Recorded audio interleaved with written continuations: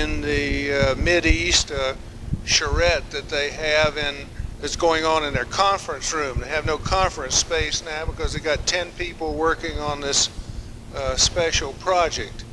He has hired our interns before, and we appreciate that kind of support for our students and for our college. His firm also is the architect for the Bracken Library here, which is now just this year 10 years old. He got a Bachelor of Architecture degree at the University of Texas. He joined the firm of Perkins & Will in 1958 and is been for many years now a member of the board of directors. I asked him just a few minutes ago what his current title is, and he says his current title is Vice Chairman, with Hans Neumann as the chairman and Bob Barnes as the president of the company. And he said, as a matter of fact, last year I did all of those. I was president, vice president, and chairman, and chief operating officer. And you'll find that happens quite often in partnerships in firms, or where you have the same leadership at the same age, that they'll have musical chairs in the top operating offices. He has not only been a good friend of this college, he's been a good friend of urban design and planning and architecture through his many participations in various professional organizations. He was just in Mississippi for a meeting of the AIA Urban Design Committee. He has written many articles for the AIA Journal, and he is widely celebrated for his wonderful drawings. And you'll find that he's a man who is constantly drawing and who feels the importance of drawing for his office. You probably have had a chance already to look at the beautiful exhibits just outside here in our exhibits area that come from his office. The color drawings are by Ralph Johnson, who illustrated or rendered the plans for their firm, which won the PA Design Award 2 years ago.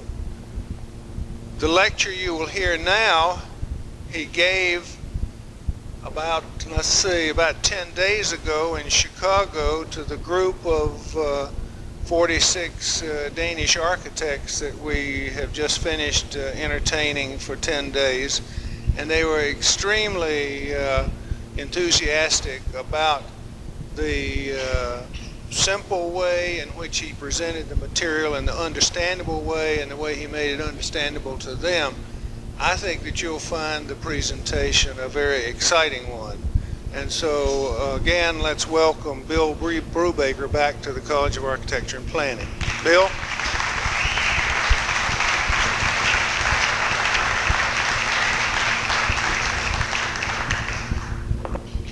Get all hooked up here, huh?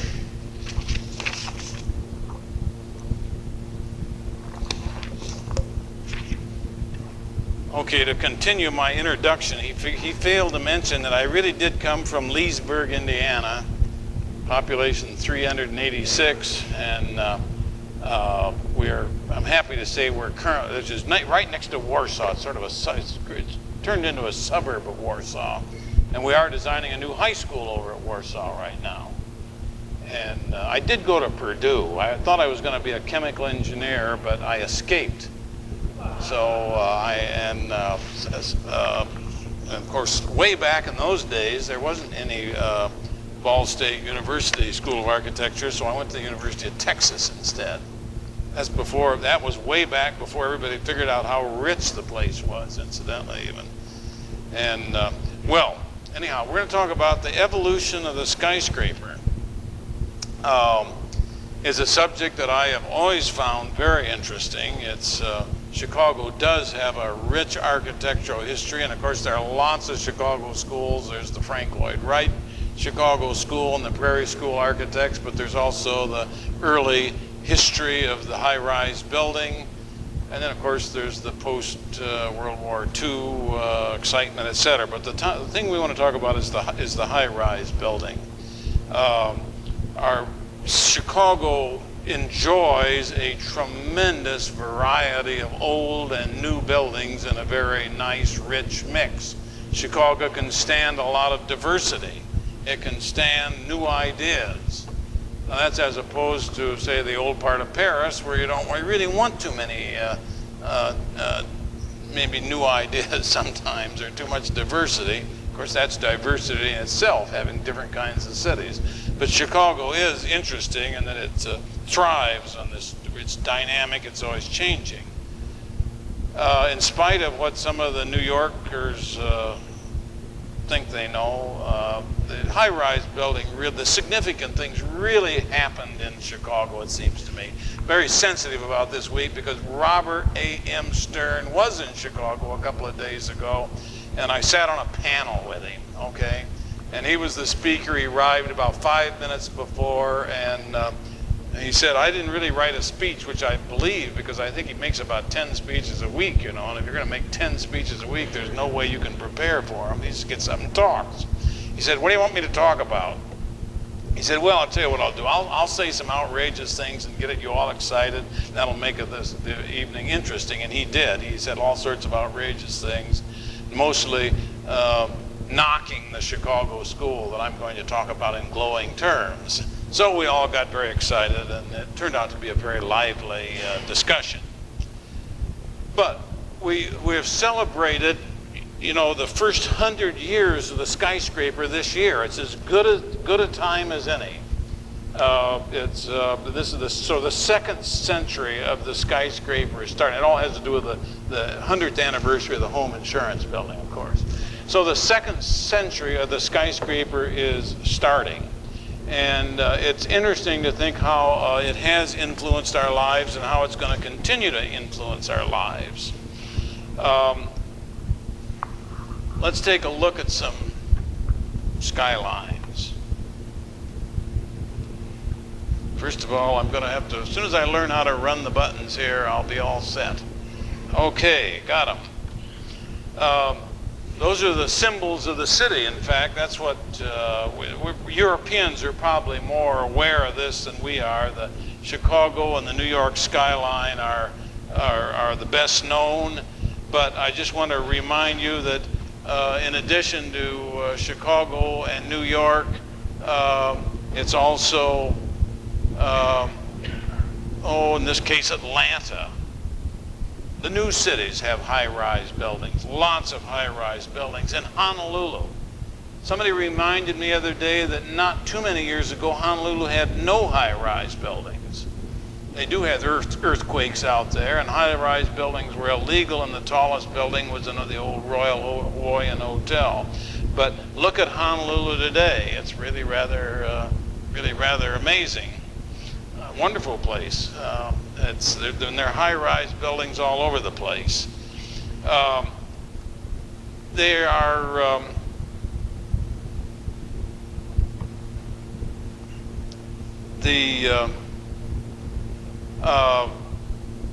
they're not always the thing you remember. This Sydney. Let me remind you about Sydney. It's not the tall buildings you think of in Sydney. It's the Opera House that's the landmark.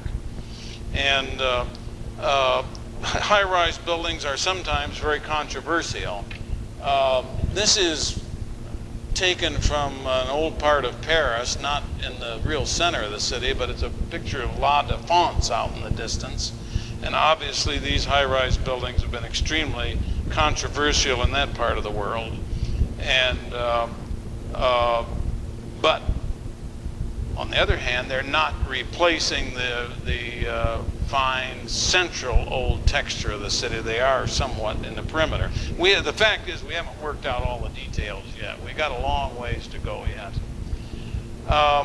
Before you have any high-rise buildings, any skyscrapers, there are some prerequisites. you've got to have ferrous metals, either in the form of rolled iron or steel sections or reinforcing rods for concrete. You've got to have elevators. You have to have fire protection for the steel, and you've got to have a need. And interestingly enough, all of this came about just about the same time, in the middle of, a little after the middle of the 19th century, and it happened rather rapidly, and it all came together in most dramatically in Chicago. Now, the cast iron had been used for a long time. This is the 1775 River Severn Bridge, designed by Abraham Darby in England, and that is, that's 1775. That's a good 100 years earlier than it's used elegantly in buildings.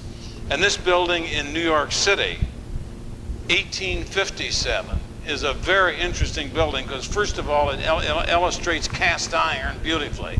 It still exists. It's on Broadway at Broome Street, New York City, Greenwich Village, Soho area, the Hogwood building, cast iron facade, hundreds of buildings in the same neighborhood with cast iron facades. Also, this building is terribly interesting because this is where Mr. Otis installed his first elevator. There had been a few crude elevators before that time, but Otis really took a big step in making it a practical success. So 1857 elevators, you'd have to say, were then available.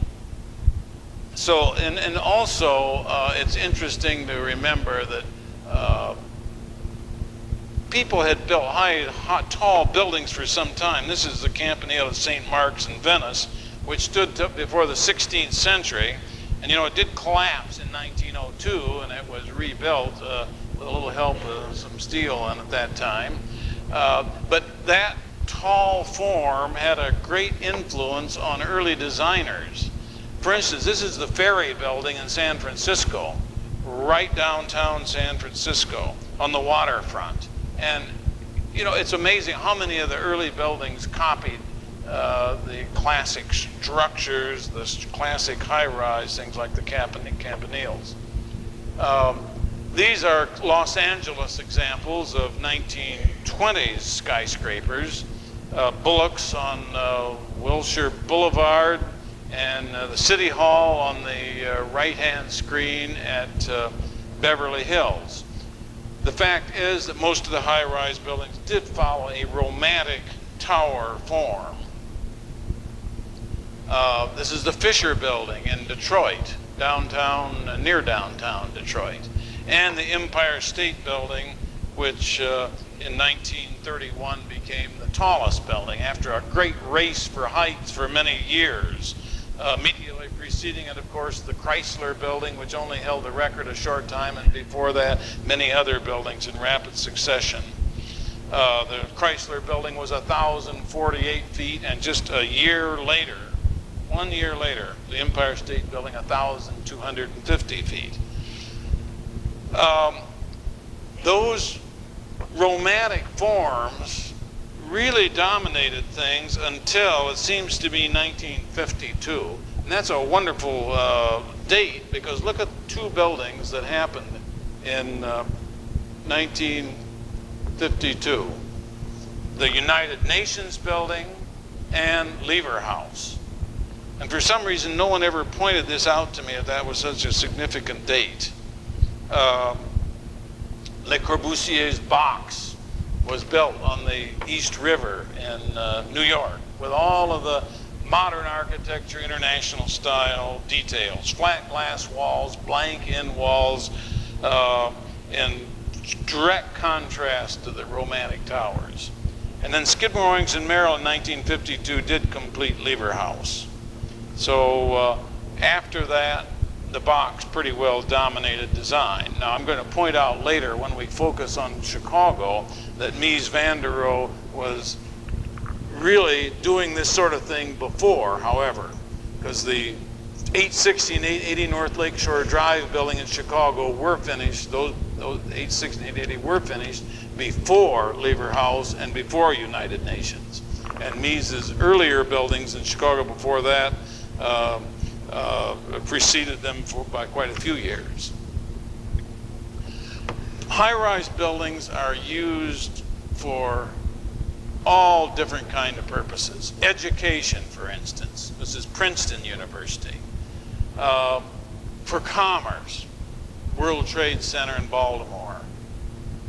For hotels and resorts, that's a Boca Raton Tower, and this is a hotel in Bonaventure Hotel in Los Angeles. We could take a side trip on Bonaventure, come to think of it, but let's save it for a minute. It doesn't seem to have any orientation whatsoever. You know, it's a design that does not recognize the fact that the sun comes up in the morning in the east, that buildings tend to be cool at night. You welcome the morning sun. The sun swings around high on the south at noon. The building is then warm. The west sun is a big bother, makes buildings too hot. This would strongly suggest a different wall in each direction, wouldn't it? But high-rise buildings have been amazingly free of that bothersome natural detail, then and now. And when the next energy crisis comes along, I predict that then your energy group over here can make its greatest contribution by changing the shape of the high-rise building into something more rational. What we're really talking about, though, is just a reminder that the high-rise building is used for all sorts of different purposes. At its best, it's the tower in the park. And with all our condemning of the international style visions of the tower in the park, you have to admit, in Central Park in New York, not bad. In some places in Chicago, the residential tower in the park, not bad. It's always at its best, it seems to me, when it's part of a rich mix of old and new, high and low, as we see on the right-hand screen in Society Hill in Philadelphia. Old buildings, new buildings, high buildings, low buildings, almost always more interesting than being stuck with the buildings of one age, one height, maybe one designer.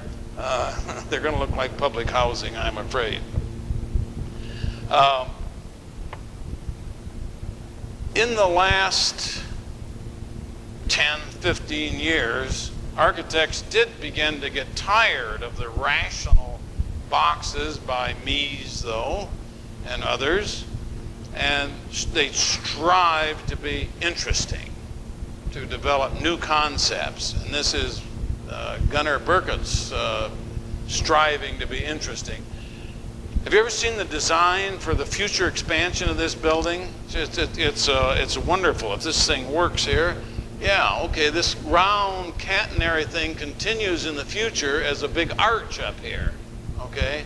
The catenary like so, and then a big arch like so, and the building doubles in height. It's really quite an incredible design. Incidentally, it is expressive of function, though. I think this building is fascinating. In another respect, the secured money part of the building, where the bucks are, is in a highly secured area underground. This is just the office, the clerical and office space above ground, which it doesn't have to be secured. So it's really, most people don't realize that, but it's a perfect expression of its functional requirement. My brother-in-law is with the Federal Reserve Bank, and he explained this to me, how rational it was. Interesting that sort of thing never shows up in our analysis of buildings, it seems. Tall buildings have to resist wind. So another innovation was to use the triangular wind bracing in an expressive and structural manner and make it part of the design. I think this is an IBM building in Pittsburgh, isn't it, I believe? And this is the Alcoa building in San Francisco, which was designed many years before the John Hancock building in Chicago. Same architects, however, by Skidmore, Owings, and Merrill. In the last 10 years, we have to take a side trip on this one first. These are a couple of pictures I took in Houston And we're looking at just a big blank glass wall of mirror glass, of course, and what we're really seeing is the building across the street to our back. I do wish somebody would do a study on this. I'm not aware that anybody has done a proper study, but I think it'd be interesting to study the effects of mirror glass a little more.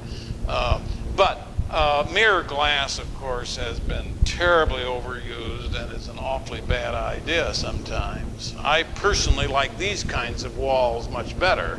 The building on the right is a Houston building, and it is designed by SOM, but the windows are pushed back and shaded by the structure. And that seems to be a rational response to having the wonderful advantages of big windows in a high-rise building and still getting some shade for the windows. So I like the building on the right. The one on the left is kind of nice too. This is the Federal Reserve Bank in Boston. Let's see, who was the architect? Can't think of his name right now. Hugh Stubbins was the architect, as a matter of fact. This is a south-facing wall, and each window has an awning over it, a permanent awning. Nice. Now, next step, of course, if somebody comes up with a good, cheap, efficient photovoltaic cell, of course, what you'd want to do is line those awnings with photovoltaic cells and put them to work in addition to the work there. Put them to extra work. As long as they're shading the windows, you might get a little more out of them too, okay? Work that into your next design problem. In the last few years, 10 years, 5-10 years, interesting tops are definitely in. Ever since the interesting tops in New York, like Citicorp, brightly illuminated, and AT&T, not so very brightly illuminated in the right, and Philip Johnson's Pennzoil building over here in Houston. But in addition to his Pennzoil building having interesting tops again suddenly, look at this wonderful, interesting top. And this wonderful, interesting top. The idea caught on with alarming speed. And of course now all you have to do is drive through any large city or leaf through any collection of photographs of new buildings, and you'll be quite alarmed at the tremendous number of interesting new tops. And of course the Mr. Michael Graves' proposal for Portland was built, and Michael Graves went on to do Humana, Louisville, and has had a tremendous impact on architecture ever since. I think the wonderful thing about Michael Graves, isn't it true that his biggest building before the Portland building was probably the house in Fort Wayne, I think. I think he went from the house in Fort Wayne to this building to that building in 3 rather nice little steps. Well, that is where we stand, sort of in the state of the art, except for one little detail. You have to look nervously over our shoulder and see what the English are doing in the meantime. And it seems to me what the English are doing is very different than what we've been talking about and what Michael Graves is doing and what others are doing in the form of interesting tops and in postmodern details and putting I don't have the nerve to show some of the more outrageous proposals of putting Greek temples and ceremonial things on the top of modern skyscrapers. But this building in Hong Kong and the Lloyd's Bank in London by Richard Rogers obviously are going in a different direction and looking to technology as the answer for the building of the future. However, that's not what we really gathered together to talk about tonight. That was really just the introduction, okay? Just a little reminder of where we are in skyscraper design, because what we really want to do is go back to Chicago now and take a look at what happened in Chicago in the 19th century, starting out with Fort Dearborn, 1803. You know, Marquette and Joliet did paddle down the Great Lakes and down to Chicago and down the Illinois River and and down the Mississippi and then paddled back up a different route in 1673. And they at that time realized that the Chicago portage was a very important, they wrote it in their journals, that the Chicago portage was very significant and someday there should be a community there. But nothing happened until the Fort Dearborn was built in 1803. By 1830, it had actually become a village and it was laid out as a town and incorporated. So there we see the 1830 original plat for Chicago. By 1834, it had grown this big. It was really growing at that time. The Erie Canal had been finished, in 1825, I believe it was. You could now get west easily. The migrants coming from Europe to New York could go right up the Hudson River, right across the Erie Canal, into the Great Lakes, down the Erie, Lake Erie, up Lake Huron, down Lake Michigan, and get to Chicago. Also, since and incidentally, back then in 1834, this house was built. That is an incredible house. We're digressing a little bit from the subject of high-rise, but a little bit of Chicago history. That is the Clark House. It exists. It was built in 1834 in this crude pioneer community, and it has been recently restored, moved, and to the Prairie Avenue Historic District, of course. By 1850, Chicago got its first canal. But also in 1850, it got its first railroad. By that time, the railroads proved to be more efficient than the canals, and we were a little over transportationed at that time. But by 1856, there were 10 railroads into Chicago. This building, which was built in 1852, miraculously survived until about 15 years ago, right downtown. Contrary to popular beliefs that all of the buildings in the city were wiped out, this one was most certainly not wiped out.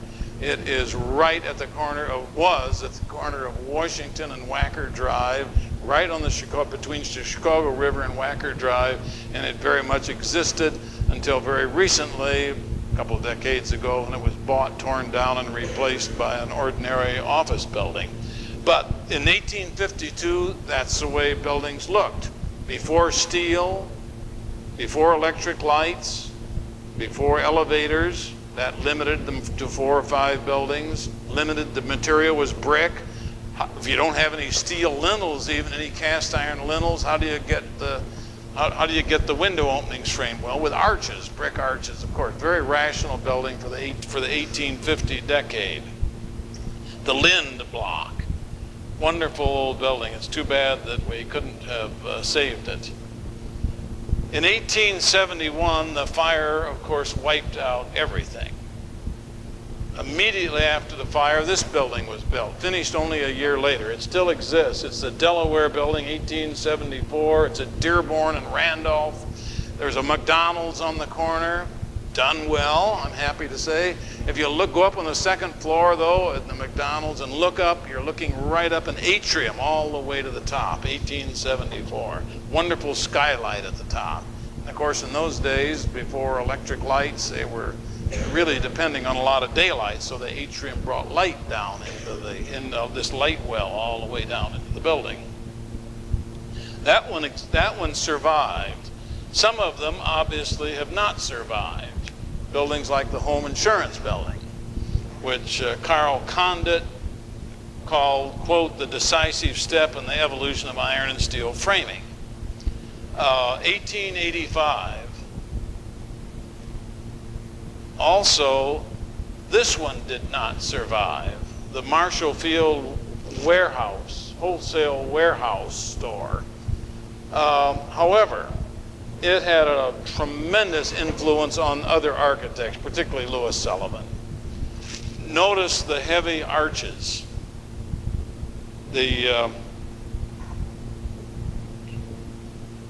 These heavy arches, then smaller arches as you rise, heavy rusticated masonry, etc. Incidentally, this building was torn down in the Depression to make way for a parking lot. blocked, which happened lots of times because in the 1930s, the owners couldn't pay the real estate taxes, and the laws didn't change fast enough. So to get rid of paying the real estate taxes, they tore the buildings down. And they threw all of these giant blocks of granite into the excavation hole, where they still are across from Sears Tower. In more recent times, a parking garage has been built on top of it, and the foundations went down through the blocks of granite. But the point we want to make here is the fact that it had a tremendous influence on the auditorium building designed by Louis Sullivan only the year or so later. The auditorium theater, of course, was a huge mixed-use development. Big auditorium in the middle, hotel wrapping around it, looking at Grant Park, which we're looking at here. This is the hotel part. In the back, an office building wrapping around the backside. So it was a huge mixed-use development.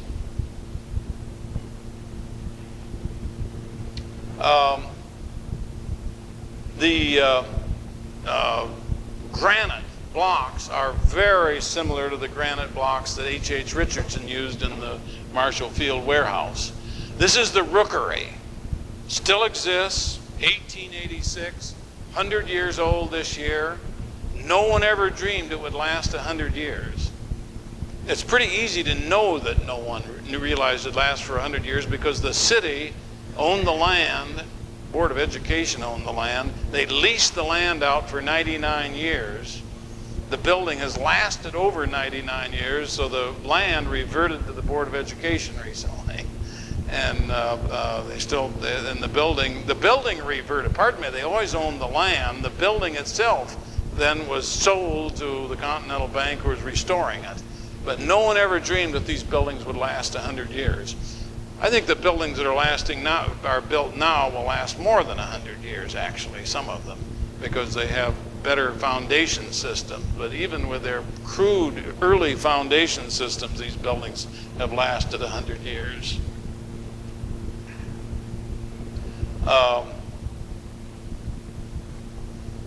The rookery, let me back up on the rookery a second.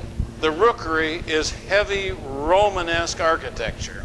Technologically, it's a modern building, but the ornament, in addition to the Romanesque forms, actually is Hindu ornament. John Root, architect, Burnham and Root, okay, 1886. The amazing part about it is that only a couple of years later, the same architects, Burnham and Root, designed the Monadnock building, which does not have 1 inch of ornament of any sort on it. It's one brick piled on top of another. Simple, load-bearing design, really quite incredible. But it proved to be impractical in competition with the new buildings that were steel framed. Because in the meantime, William Lale Baron Jenney was using light steel frames, buildings like he used in the home insurance building. He also designed lighter building number 2, which until very recently was the Sears and Roebuck store on State Street. This building, incidentally, has now been converted to an office building. It's big, flexible, adaptable space. This is one of William Lay Baron Jenney's buildings on South Dearborn Street.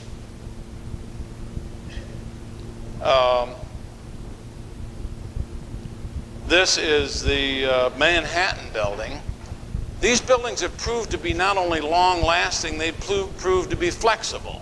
We just mentioned that the Sears store has been converted from store to offices. This building was designed as an office building. It has just recently been converted from office buildings to apartments. This is part of the South Dearborn Street Printers Row complex now, and these are now apartments. One of the real gems, though, is the Reliance building of 1895, designed by D.H. Burnham and Company. This is after John Root had died. It's as glassy and expressive of Chicago architecture as any building since. And obviously, it is at this point, the pioneering Chicago architects had given up the idea of maintaining the Romanesque forms, and there was suddenly a new kind of architecture. The spandrels are clearly seen, the horizontal steel, the verticals are clearly seen.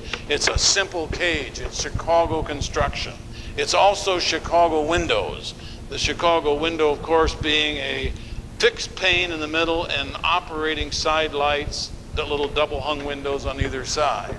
Chicago architecture, Chicago windows, Chicago construction, all those different terms were used, and it was definitely something new in the world. This is the ill-fated stock exchange, which Adler and Sullivan designed. It was demolished in 1972, and of course the trading room and the big arch were moved to the Chicago Art Institute. But you can see in this photograph taken 10 years ago or so, that 15 years ago perhaps, that is obviously, even though it still Sullivan, being a romantic chap, still clings to the arches, it's obviously not a heavy masonry building. It has a certain light, almost a light screen appearance. You sort of know that it's a steel frame building. This building, as I say, was rather sadly moved to the Art Institute after being demolished, and this is what the arch looks like today, sitting in Grant Park.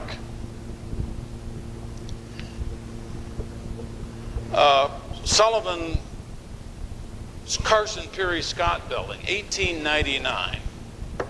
You ever read about the sequence of this building? This building was not built at one time, but there was a powerful design idea that lasted for a couple of decades. In 1899, the only thing that was built were those three bays right there. A year later, this whole part here was built. Then these bays right here were added. Then these bays were added. You notice there's a change in appearance. After World War II, those bays were added. Meantime, the same thing was happening on the other side of the block. It's a great idea, very seldom done.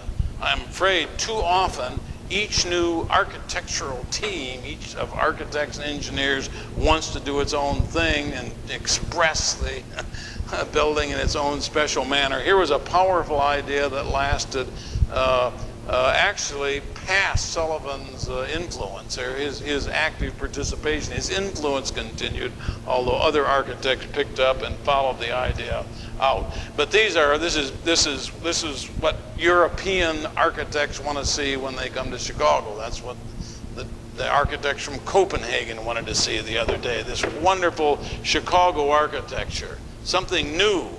Not Romanesque, not Gothic, not Renaissance, an absolutely new kind of architecture, it seems to me.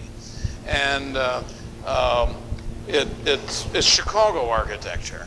In the meantime, the New Yorkers were loading the same steel frames down with the most wild and wonderful, if you like, but wild kinds of European eclectic ornament.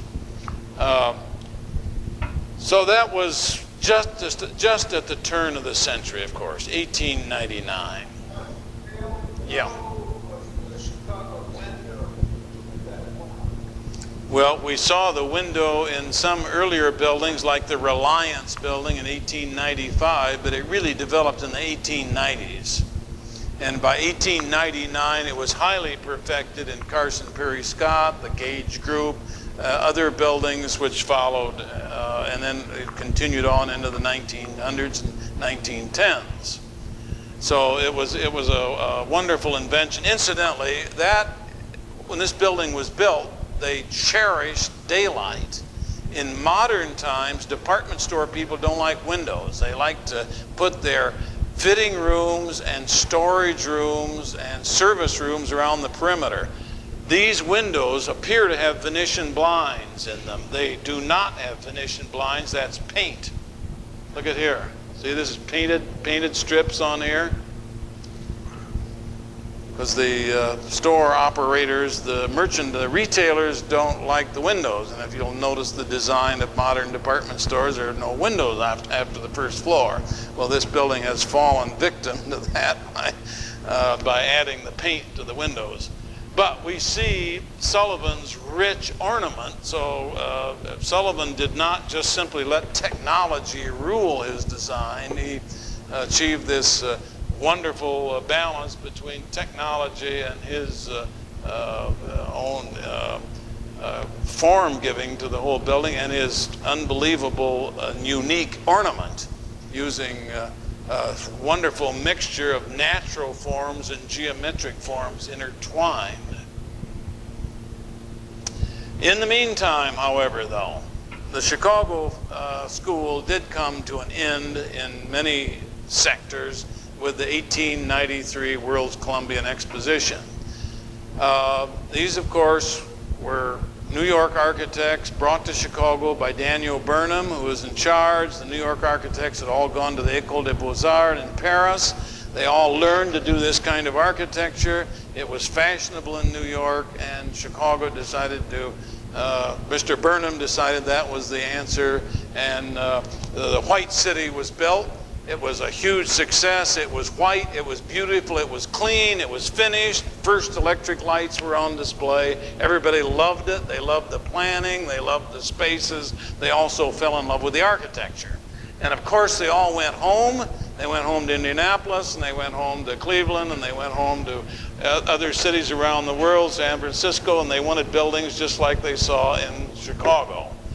Mr. Burnham, of course, went on to do the Burnham Plan in the early 20th century, and we are now beneficiaries of this grand plan of his.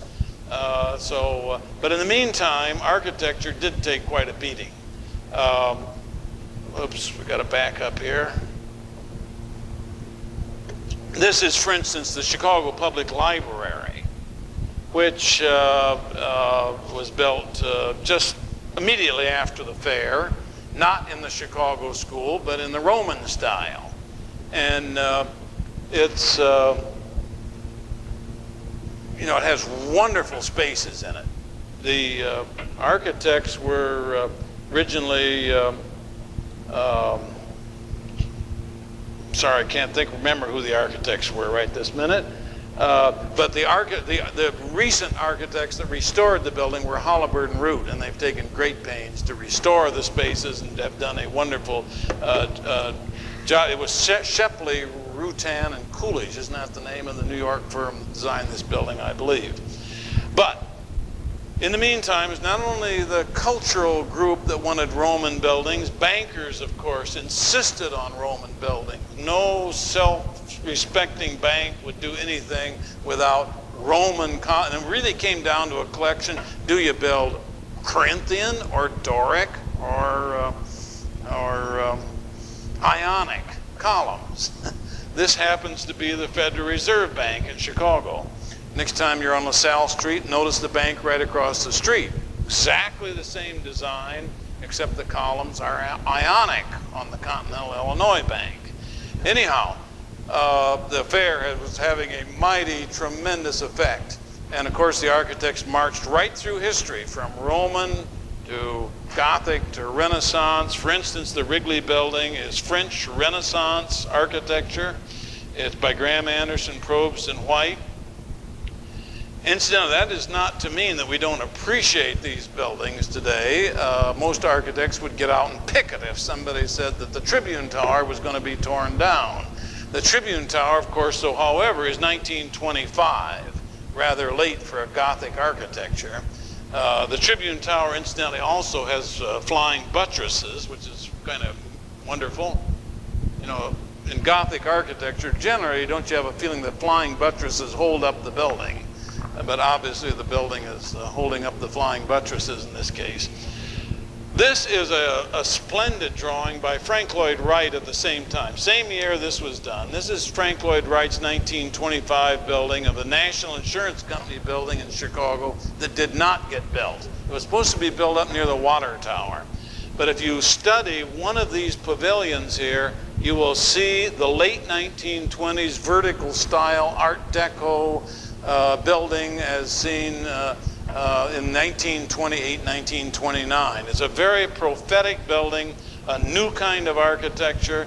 Architects suddenly turned their backs on classic ornament, on Roman, on Gothic, on Renaissance, and they suddenly were building modern, M-O-D-E-R-N-E, I guess is the way to do it, Art Deco ornament, the vertical style buildings. They were suddenly symmetrical, vertical, always Indiana limestone, the windows lined up in slots with darker spandrels, balanced forms, cut back, streamlined lines like streamlined trains. This was, remember, 1928, 1929. A major revolution happened in just a few years. Same decade that the Wrigley building was built, Renaissance, some banks were built, Roman, Tribune Tower, Gothic, but a few years later at the end of the decade, every architect designed buildings like this in American cities. I think that is just an incredible bit of history, one that hasn't been properly studied, hasn't been properly investigated. These are, of course, are now buildings that are influencing people like Helmut Jahn in new buildings. So the revival has come along rather rapidly, and of course there are lots of societies that are interested in Art Deco. But there's not a bit of Roman Gothic classic ornament in this Daily News building, now Riverside Plaza. The gem, and there are dozens of these buildings up and down Michigan Avenue, up and down LaSalle Street, the Playboy, Palmolive, for instance, the Merchandise Mart itself, sort of a low, squat building, but the same kind of, the buildings up and down LaSalle Street. The gem is this one. This is 333 North Michigan Avenue. It was designed by Halliburton Root. It's a masterpiece. There's nothing this good, in my opinion, in Philadelphia or Los Angeles or New York. It's an absolute masterpiece of the 1927 or 28, Halliburton Root. But here's some of the earlier buildings of the decade, early 1920s, and then suddenly late 1920s. A real revolution in architecture. And then nothing. Except I can't make my buttons work proper. I'll get it sooner or later. Okay, nothing happened. Nothing happened in the 1930s. I sort of lost my impact there, though, I'm afraid. There was a depression. Nothing in the 1930s. Nothing in the 1940s. And Chicago came back to life in the late 1940s. And when it came back to life after 2 decades of pent-up demand, architecture was heavily influenced by Mies van der Rohe, who'd come to IIT as teacher, dean, did the campus plan, designed the buildings, but designed some other buildings too. This was his Mies favorite, Crown Hall, of course. But the buildings that influenced Chicago and the world most were 860 and 880 North Lakeshore Drive. These incredible buildings were finished about 1952, 51 or 52. They were such an economic success that they revolutionized architecture. It wasn't just aesthetics. It wasn't just what we usually think is architecture. It was architecture in a broad sense. Investors watch each other like a hawk. The people that bought these apartments came out like gangbusters. They were property escalated in value quickly. the investment community noticed it, and suddenly everybody wanted to build buildings like this. They were no longer brick buildings, they were no longer Indiana limestone, they were no longer vertical style, like the Prudential building had been finished just a couple of years before. They were suddenly steel and glass, or aluminum and glass, or concrete and glass. There was just a major revolution in 1952.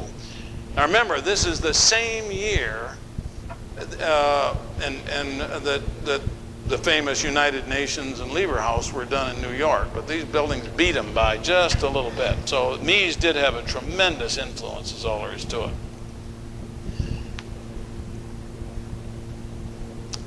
Meanwhile, Skidmore, Owings, and Merrill were frankly influenced by Mies and did some wonderful buildings in their own right, very imaginative buildings. This is the Inland Steel building. Chicago has always been and continues now in the 1950s and continues today in the 1980s to be famous for long spans. This building was 60 feet without any interior supports. All the columns were on the outside, and the outside over here. No stairs, no toilets, no elevators in the office space. They were all in the tower. Sort of like Louis Kahn serve space and servant spaces. All outside the main envelope.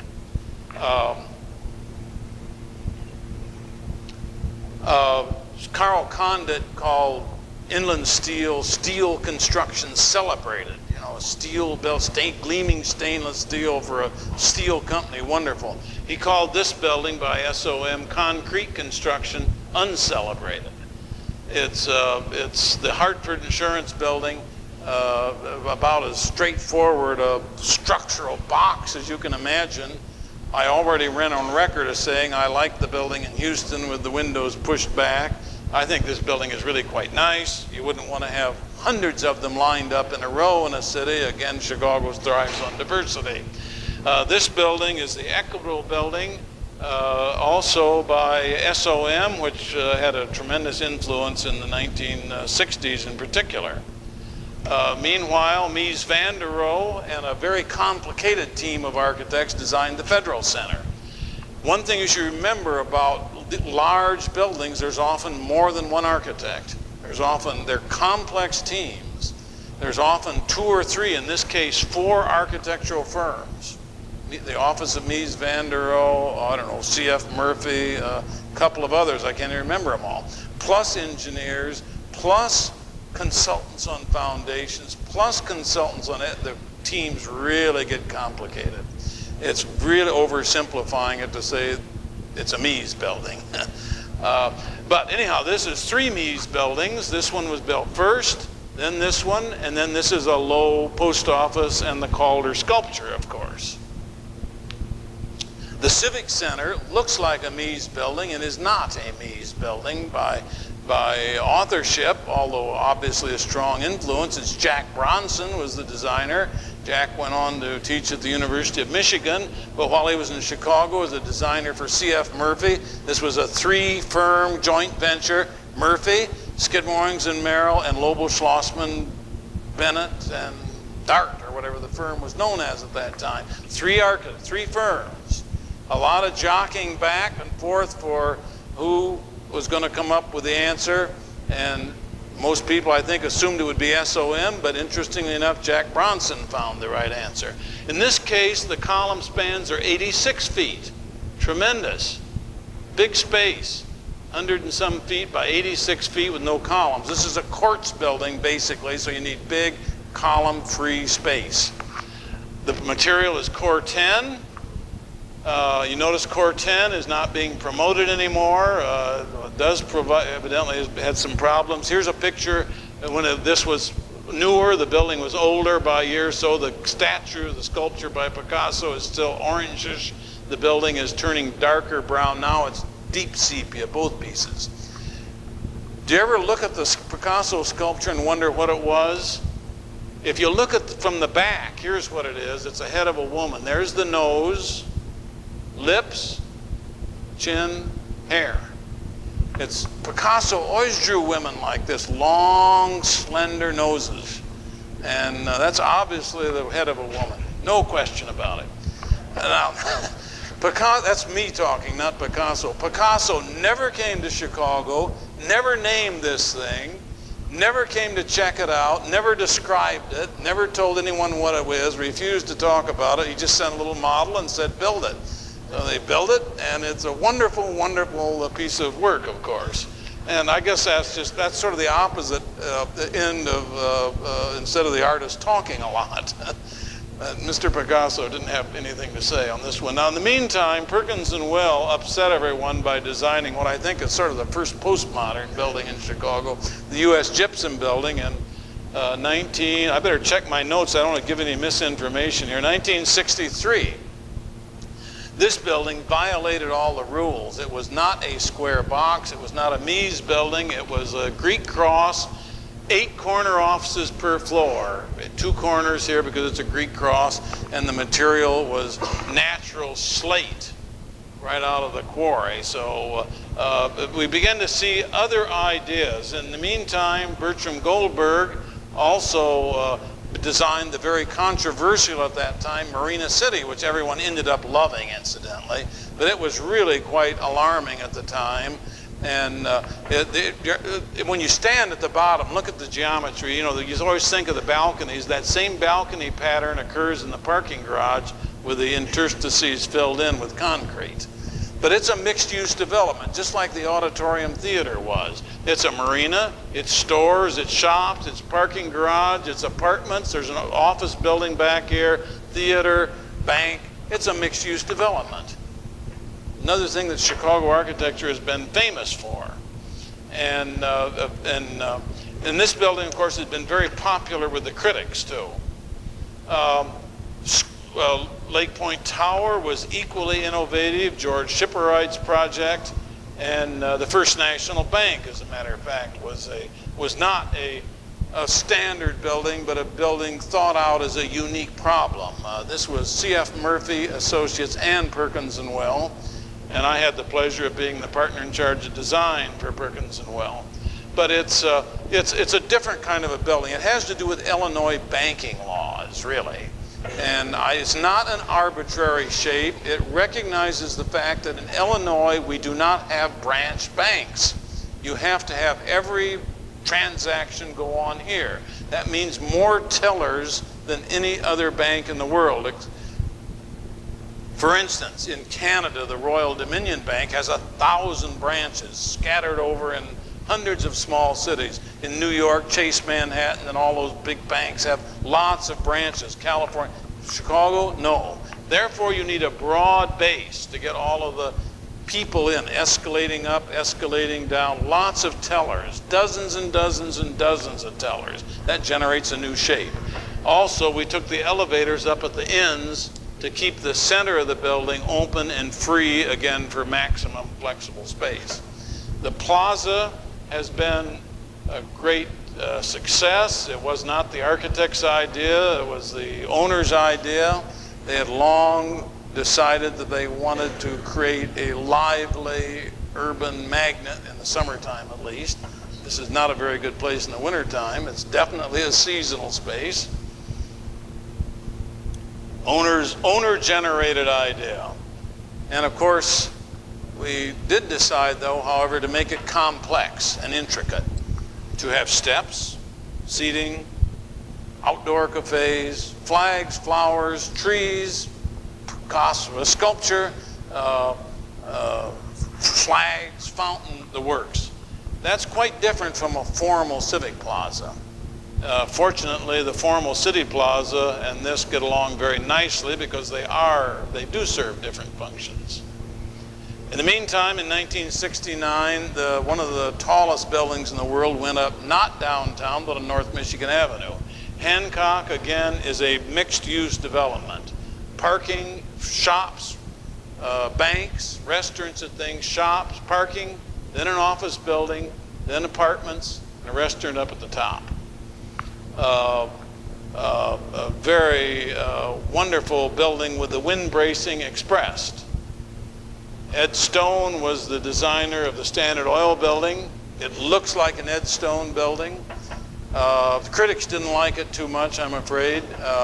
The building, however, is a genuine Ed Stone building. It is not, Ed Stone did not just simply design Mies buildings like many architects did at that time. He designed Ed Stone buildings.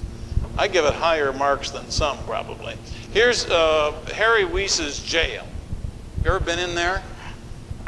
Kind of nice, actually. The 2 floors go together around this little, see, every 2 floors are grouped around little recreation place, pool, Coke machine, television, card playing, library, you know, writing, etc.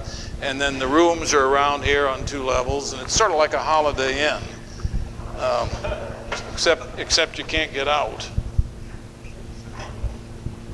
The Sears building, we can only go rapidly past the Sears building and remind ourselves that it is the world's tallest building. And the question is, of course, will anyone build taller buildings? Sears is 110 stories. 150-story buildings have been proposed in Chicago, at least 3 of them I know of. 150 stories have been proposed in New York, Donald Trump being the latest. Somebody may want to do it one of these days. From what I know about high-rise buildings, there's going to have a better reason than structural, mechanical, practical reasons. There's going to have to be a public relations gimmick of some sort. Because the fact is, over 150 stories, the elevators begin to take tremendous number of, you know, you've got 100 elevators, and each one, there's a shaft on each of 100 floors. You have devoted a huge cubage.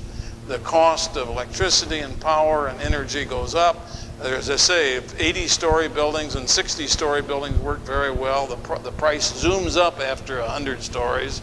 So there's going to have to be some reasons. A Sears and Roebuck, somebody is going to have to say, we want to build the world's tallest building for some PR reason, is my feeling right this moment. So the chances are somebody will build another taller building. It might be in Hong Kong, it might be in Singapore, it might be in another city, it might be in Chicago, it might be in New York, who knows. But it's going to take some very careful evaluation. Water Tower Place was a real winner, is all there is to it. Architecturally, the high rent stuff that sold best. Condominiums, most expensive in Chicago, all sold rapidly. People bought the $500,000 condominiums. They did not buy the $200,000 condominiums. Interesting real estate problems. Good bit of urban design here. Remember how this sits? There's Hancock that went up first, then this one went up. The architects, C.F. Murphy and Lobo Schlossman, Bennett and Dart, bless their souls, were really responsive. They moved the tower back. So the tower doesn't line up with Hancock. Everyone won. Very responsible bit of urban planning and urban design. Incidentally, this shows a couple of interesting principles of planning. This building is in the wrong direction. See, half of the windows look out to the lake, half the windows look west into the west sun. If they had rotated and put the long axis the other way, every apartment would have had an interesting lake view. That is such a given in Chicago that I'm just amazed that some people don't do it, unless it's the lot size that's causing the problem. Anyhow, the mixed-use development is a great success. Here's my little sketch to remind you of all the things that go on in the mixed-use development. Skidmore went on to do 1 mag mile. Helmut Jahn appears on the scene with Xerox, a gem. Skidmore, Owings and Merrill, a new kind of atrium building. This building is very fat. Here's Inland Steel, here's the First National Bank. This building has an atrium in the middle that relieves these very huge floors here, another atrium in here, a third atrium up at the top. So they are stacked atriums, something new. Okay, vertically stacked atriums. This is a wonderful building by Helmut. This is a terrible building by Helmut, if you want my personal opinion. Okay, Helmut did a wonderful job. Helmut Jahn, Murphy Jahn, did a wonderful job on the Board of Trade edition. Next time you're in Chicago, I find no one ever sees this. Go in the Board of Trade, in LaSalle Street. It's very public.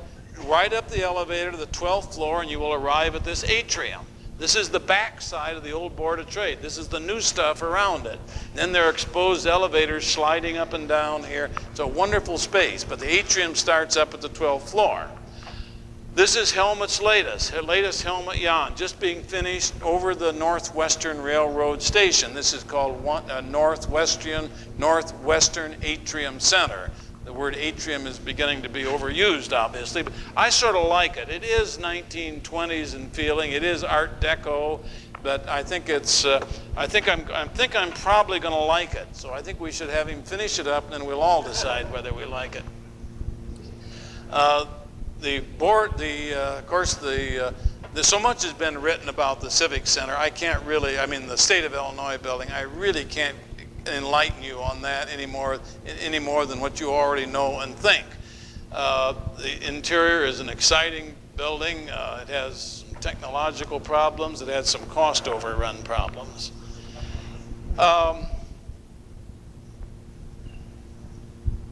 Here's, oops, went too far, too fast. Okay, here's a building that's going up right across the street from our office in the Loop. We work at the corner of Madison and LaSalle. This building's going up on the other corner. The old 4-floor base is being retained. A new building is being built on top of it. What they did is behind the old columns, they inserted a new column, strapped it to the back side of the old column, took some new foundations down. Architects Moriyama and Toshima from Toronto, California. Toronto, Canada, yeah. In association with the Halliburton route. This building is just being finished up right now. Not a high rise, but next time you're in Chicago, you got to go down and look at River City, of course, Bertram Goldberg's medium-rise building along the river. This baby has a little atrium sliding through it in a sinuous plan, and the apartments look both into the central enclosed street atrium, which is snaking up and down the river, and outward. And they do have model apartments so you can get in, okay? Don't miss that one. Fun. This is a building that Perkins & Will did with Kohn Pedersen Fox. Kohn Pedersen Fox's first high-rise building. And they were indeed the designers, and they thought that since they'd never done a high-rise building, they'd better have some good associates, and we had the privilege. But the building does fit the Chicago gridiron on this side, but where the Chicago River turns, and where Wacker Drive curves, the building curves with it. And I think you know the building, so we will rush on. Here's a recent project. This is Perkins & Will. My partner Ralph Johnson is the designer. Here's one of the original drawings done with the aid of the computer, which in our case is a Mikado, McDonnell Douglas automation. And this is a model built, in this case, we usually build models, but this is a little too big for us in our own shop. This is built by an outside model builder. It is a base, shaft, capital. This is a special executive suite up here for the insurance company that will occupy it. The building is well rented, 75% rented, which is good news. This top is the air conditioning, and the air conditioning cooling towers are under that. And at night now, if you've been there in the last week or so, it's illuminated at night. Makes quite an attractive little triangle. This is quite nicely illuminated at night right now. It's a building that is fairly slender. It has an elevator core on the back side. It also has a fan room on every floor, definitely a new trend.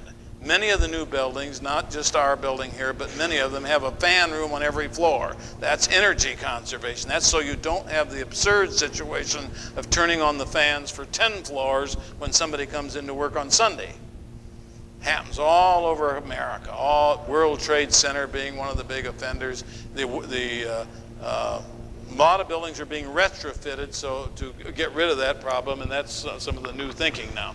So this is a building that's in sort of in context with its neighbors. It has a triangular roof which matches the triangular roof on the Board of Trade across the street.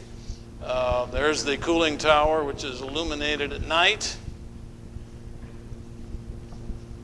Here's the model, and here's what it looked like a couple of weeks ago under construction, about a month or two ago, I should say. Now, here's another project I'd like to spend a minute telling you about. It's 900 North Michigan. I believe some of you are going to be working on a building at 700 North Michigan, which will be right about there. This is 900 North Michigan. This is a joint venture between Perkins and Will and Kohn Pedersen Fox. Hancock, 1 mag mile, 900. 900 consists of a 7-story shopping base, the hotel lobbies, which are on top of the shopping base, and the public rooms, the big rooms, the ballrooms, all of that on top of the shopping center. The shopping center consists of, hate to use the word atrium, if you will, 100 shops and a Bloomingdale's department store. Then the hotel stuff, but the hotel rooms are up here. The next thing that comes in order is the office building, which is the next biggest kind of space. Then the hotel rooms, and then luxury condominiums. There are lots of reasons for that sequence. Obviously, the big elements have to be on the bottom. Then the smaller elements, but there's another reason. The most risky part of an investment like this is the condominiums. If the condominiums are on the top, the developer does not have to make a final decision whether he even builds them or not until well along, maybe 2 years after the project starts. And investors consider that a very big advantage in a project like this. They know what's going to happen to the shopping center more. They know what's going to happen to the parking. They know whether it's going to sell or not. They know what the hotel market is. They know what office market is. Very hard to tell what happens to the high-rise, high-rent, high-cost condominium market. Here's a cross-section. Parking, underground, shopping center, the blue are the hotel, big hotel functions, then the office building, then the hotel rooms, then the condominiums. It's just like Water Tower Place in many ways. The hotel visitor arrives in a small lobby here, goes up to the desk and the public functions, the bar, the restaurant. Later you go to your room and you go past through the office building to go to the there's no particular significance or advantage to be gained by putting the rooms on top of the public spaces, is my message. Okay? Since this occupies an entire block, different entrances appear on different streets. Michigan Avenue is the shopping center entrance. Hotel entrance on this side. Office building entrance on the other side. Condominium entrance on this side. And then another parking structure back here. So the mixed-use development is becoming even more important. And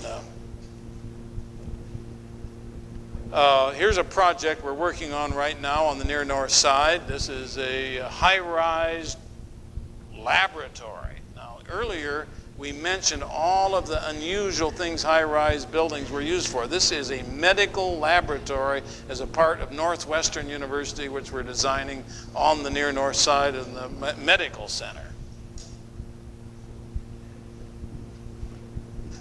Okay, I'm lost my other projector.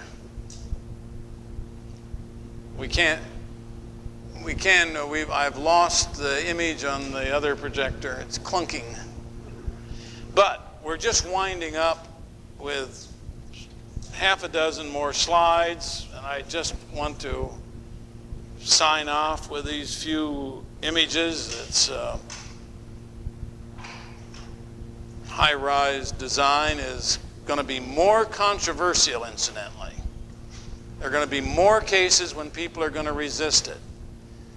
Also, there are going to be more cities that are find high-rise buildings as a part of their new construction. All you have to do is glance at what's happening in Indianapolis. And I'll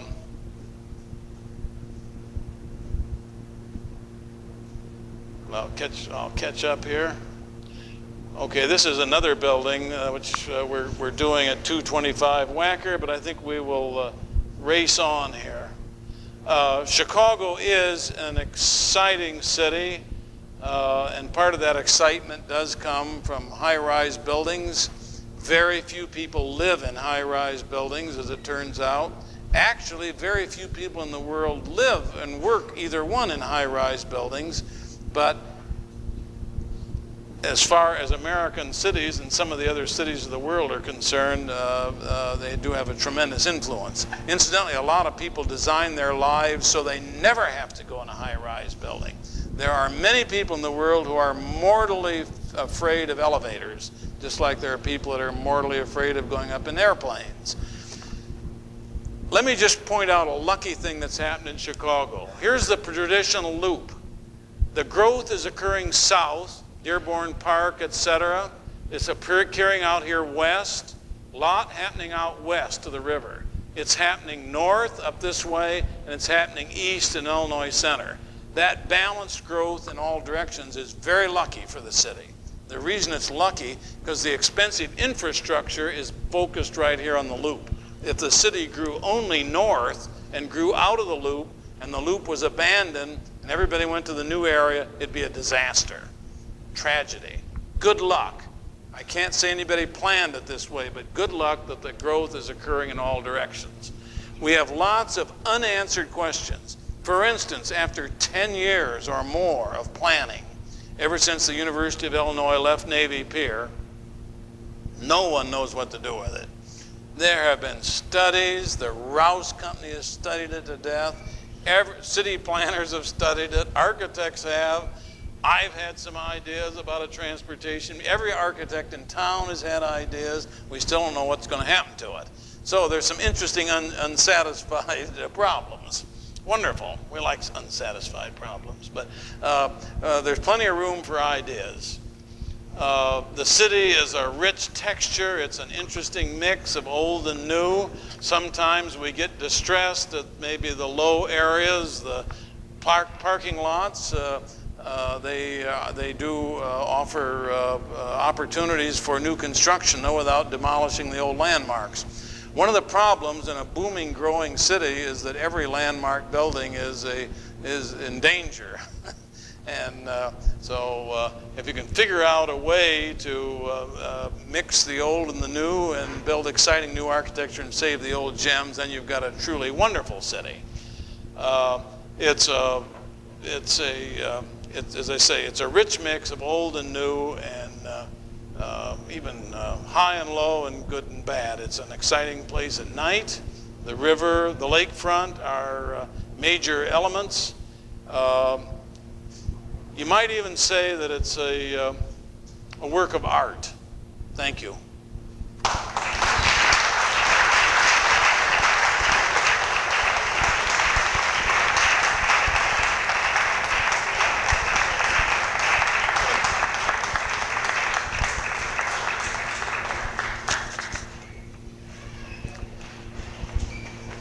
Are we done, Professor? We would take one or two quick questions, or you can address questions to Mr. Brubaker after the lecture. We have one here.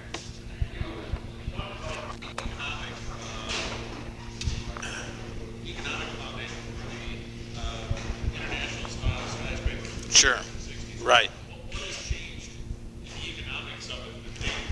Well, I think what's changed now is that a lot of tenants like the idea of being in postmodern buildings.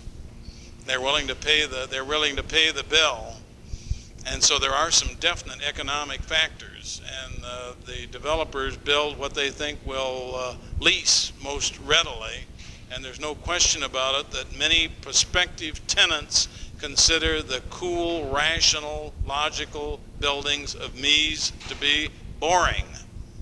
Some architects do too. So there's a tug and war going back and forth all the time.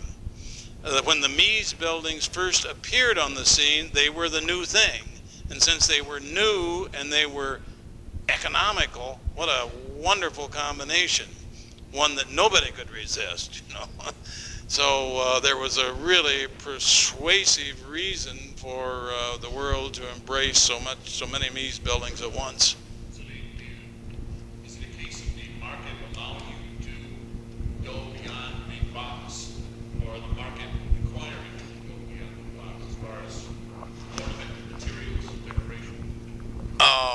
Well, I've tried to raise the question early on is nobody knows what's going to happen to postmodern architecture, but obviously some of this stuff is going to have to burn itself out one of these days.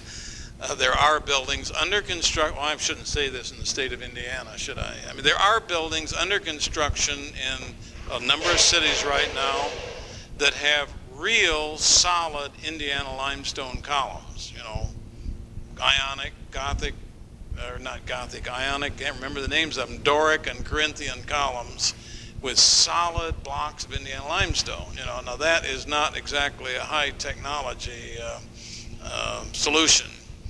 There must be a better way to use Indiana limestone, it seems to me, and it's been used very intelligently. But when we get these giant solid drums again of adding porticos to modern air-conditioned steel frame buildings, we got a problem, obviously. So it's interesting to keep an eye on what some of the British architects are doing, and there's a fascinating new building going up in Chicago right now, the Quaker Oats Tower, which Bruce Graham is partner in charge of. It's about 35 stories, and it is just as clean and neat and precise a Mies and Skidmore building, what you thought a Skidmore building was 20 years ago, as you've ever seen. It's very nice, actually, but no base, shaft, and capital. No triangular pediment at the top, no round windows, no columns, no.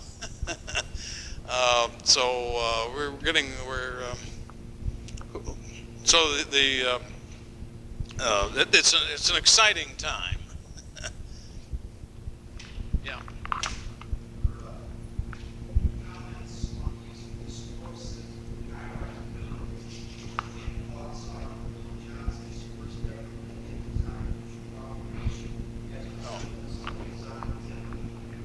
Yeah. Oh, well, that building is a block from where I work, and I see it all the time. And it's the copper roof is going on. You know, it is a sort of a replica of the Masonic Temple, and it's the most extreme postmodern building in Chicago right now. And I think it's gone a bit too far.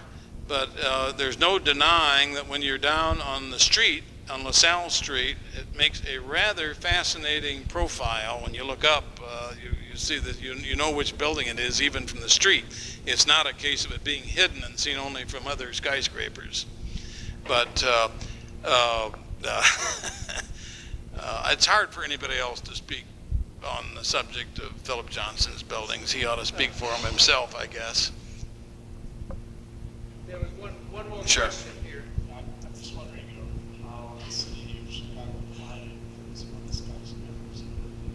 Well, Chicago is more permissive than most places. It is. You have to jump through a lot of hoops and have more plan reviews in New York. In San Francisco, of course, is the worst. And in Chicago, it's very permissive. First of all, you sort of bypass the zoning ordinance because of the planned unit development thing. If you've got a big project that's planned unit development, you throw all the rules out and you negotiate. And if anybody comes in and says, hey, we got this wonderful big 75-story building, everybody's going to say, wow, let's do it. And that's really about what it amounts to. And there's a 75-story building under construction on the lakefront now, right next to the, they tore down one old hotel, I forget the name of it, not too old hotel, next to the Holiday Inn at Grand Avenue and Ohio Street. And there is a new 75-story building going up, which many think is too bulky, too big, too tall, too much shadow on the beaches, et cetera, et cetera. But it sailed right through the city council, and first the planning department, then the city council, because everybody was excited about a 75-story building. Is there any air /guidelines? No, not really. There are, however, pretty good urban design guidelines on what do you call it?